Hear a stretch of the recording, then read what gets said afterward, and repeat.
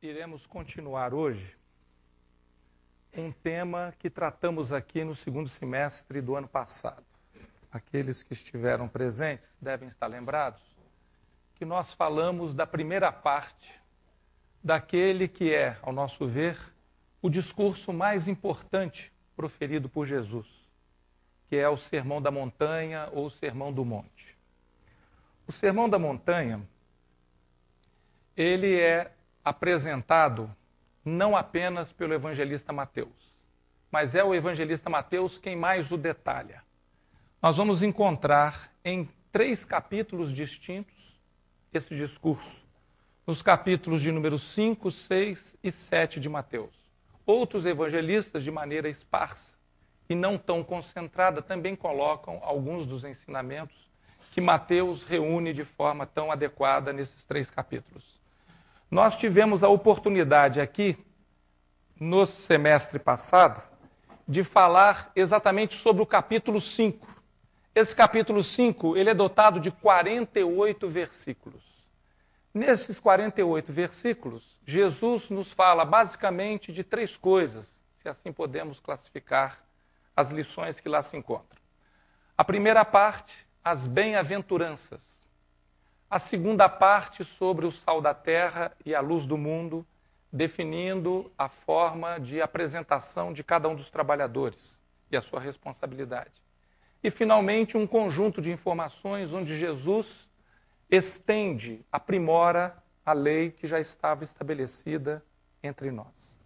Nós hoje vamos tratar do capítulo 6, que tem 34 versículos, e do capítulo 7, que é constituído de 29 versículos. Evidentemente que não teremos a oportunidade de passar por todos os versículos, né?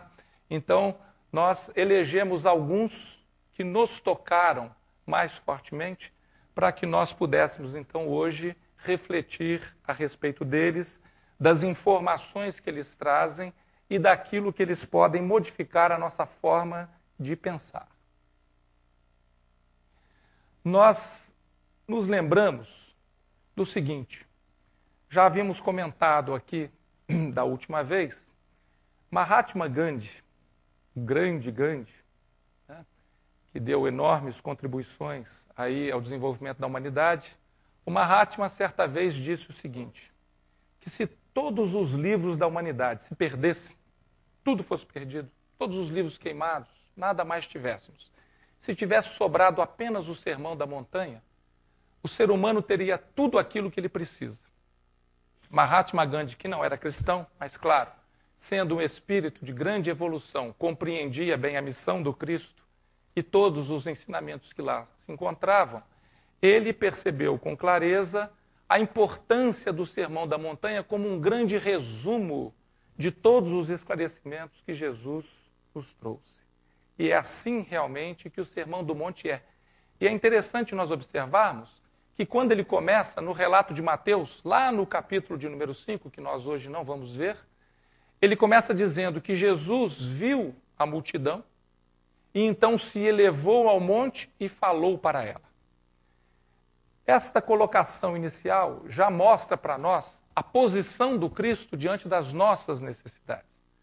O Cristo, então, olha para a multidão, ou seja, que representa todos nós, olha para a inferioridade, para as necessidades que nós ainda temos, e ele não se oculta, pelo contrário, ele sobe ao monte, ele se eleva e ele se coloca. Nessa elevação do Cristo, nós podemos enxergar pelo menos 2 imagens importantes. O primeiro, da sua grandeza espiritual, da sua elevação espiritual.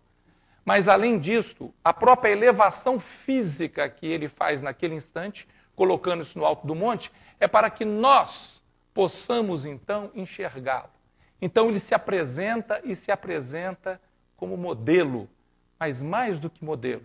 Ele é também aquilo que o Espírito Verdade nos fala na questão 625 do Livro dos Espíritos. Ele também é guia. É o ser mais perfeito que Deus colocou aqui na Terra, exatamente para nos servir de guia e de modelo. É assim que o Espírito Verdade nos explica e Kardec registra no Livro dos Espíritos.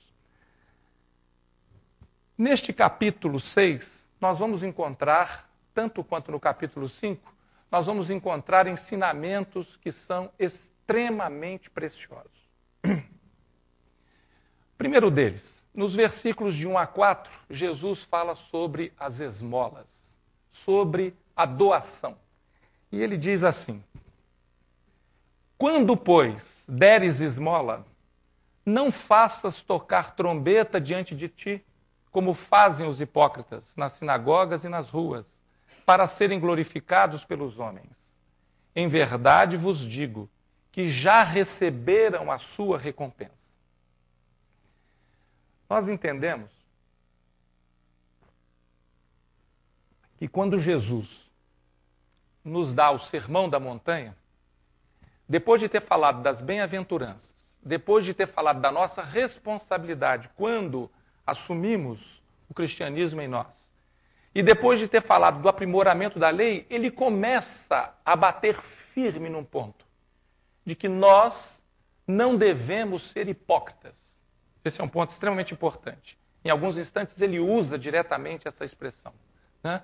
E outra coisa, ele nos fala também que nós devemos evitar as questões puramente exteriores e não devemos buscar o reconhecimento dos outros, nem simular condições para que este reconhecimento aconteça.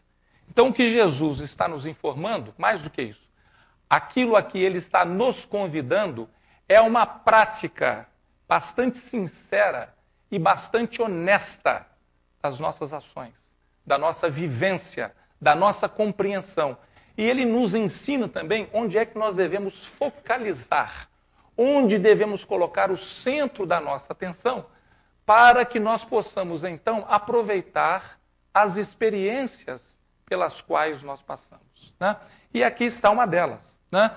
Ele diz: vai dar a esmola, e a esmola é qualquer doação, né? Nós vamos fornecer alguma coisa. O que vale em si neste ato?